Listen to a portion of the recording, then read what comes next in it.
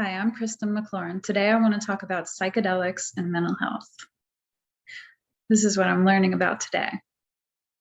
About 2 years ago, I was at a conference for anxiety and depression, and there was a panel there on psychedelics and mental health. And there were people there from Johns Hopkins and Stanford, and they were very intelligent and appeared to be very sophisticated and smart, but they were not very well received. And when I read the research that they were presenting, I was very impressed. And I didn't understand why they didn't receive a warm welcome. The more and more I learned about psychedelics and mental health, the more confused I became about why these drugs were not being used to treat PTSD and depression.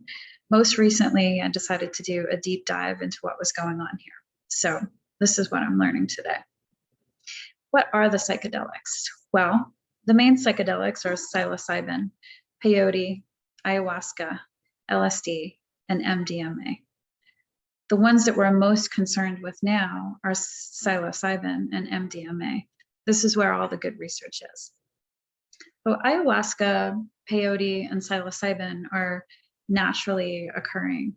Psilocybin comes from a mushroom, peyote comes from a cactus, ayahuasca comes from barks, vines, plants. And these have been used by indigenous people forever. They know that there are healing properties in these plants. Mental health professionals have known for a very long time that the psychedelics have healing properties. In fact, in the 50s and 60s, we were exploring this idea. There were several dozen books that we published. There were 6 international conferences, and there were write-ups on 40,000 patients during this time. But in 1970, most psychedelics became illegal, with the exception of MDMA. So MDMA was discovered in 1912, but Merck, who discovered it, didn't really think that there was any value in it. In 1976, it was resynthesized by Alexander Shugin, who was a chemist in Berkeley, of course. And Shugin took MDMA and was thrilled with the results. He thought it made him happy and open and just generally feeling great. And he shared this with a therapist, and the therapist's name was Leo Zeff. And Leo, he was getting ready to retire. He was done doing therapy. And after he took this MDMA, he was so thrilled with how good it made him feel that he just decided he had to give this to his clients. And the results that he found in therapy were so amazing that he decided he was not going to retire, and he was going to share this with other therapists so they could share it with other clients. And he trained 150 therapists in using MDMA. But in 1985, MDMA was made illegal. It had become a club drug and rebranded ecstasy, and they were using it in raves. And unfortunately, that was the end at the time of MDMA being used in therapy. But Leo was onto something. It turns out now they've been doing trials of MDMA research on PTSD. And what they found is that it is so helpful for people that have PTSD. 54% of the subjects in the most recent trial no longer meet the diagnosis of PTSD after their final dose of MDMA. And a year later, they keep getting better. 2/3 of people with PTSD no longer meet the criteria. This is pretty astounding. In fact, the FDA has granted MDMA breakthrough therapy status designation, which essentially means that it's about to become a medicine. So we are just really sitting back and waiting for it to become a medicine. The one thing about MDMA is that it's not used like regular medicines that we use for mental health issues. It's used in conjunction with a therapist, which is really interesting. So how does MDMA work? Well, MDMA builds trust between the client and the therapist. So it creates a warm, safe, connecting relationship so that progress can happen really quickly. And they're not really sure how exactly that happens. They think that the brain releases serotonin and dopamine, the body releases oxytocin, so it decreases cortisol and somehow impacts the brain. The studies are showing that it impacts the amygdala, which if you watch the previous video, we know the amygdala has to do with the fear response and with anxiety. So it's doing a lot, although we don't completely understand what.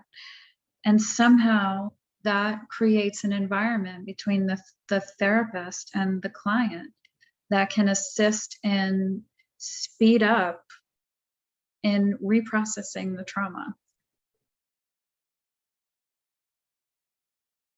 And we know that MDMA is not harmful in the very small amounts that are necessary in order to have progress in the PTSD therapy. So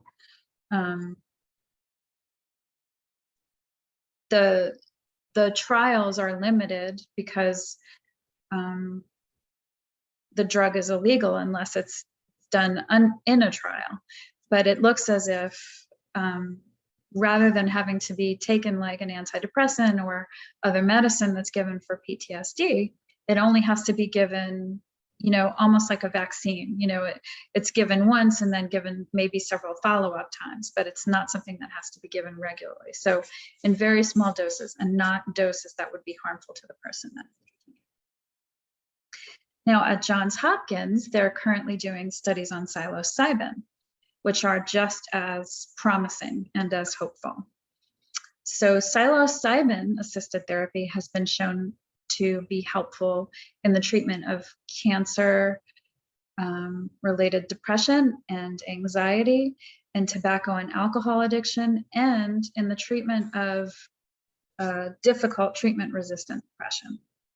71% of depressed patients who were taking psilocybin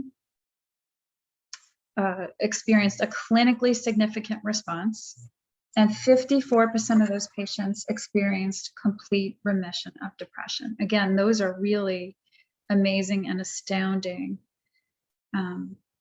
statistics. So psilocybin is helping people who have clinical serious depression. And in another study in 2016, it showed more than 80% of patients with terminal cancer who took psilocybin and were in therapy experienced a decrease in depressed mood and elevated anxiety with psilocybin. Another really promising study. So one of the big problems with psychedelics is that because they're not legal in any country and they're not legal in our country, it's hard to, we can't use them in therapy. And you have to get studies approved, and that's all very challenging. But last year in Oregon, they made psilocybin legal, and they started to pave the way for a plan for how it could be used therapeutically. So the legislation is changing in such a way that we may be able to more freely use and study psychedelics so that we can, you know, start to help people and take full advantage of these substances.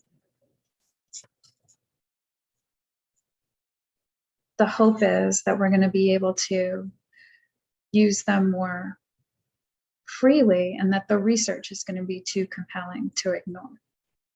Lots of universities that have very good reputations, such as Stanford and Johns Hopkins, are doing tremendous research in the area. In fact, Johns Hopkins has an entire department devoted to psychedelic studies.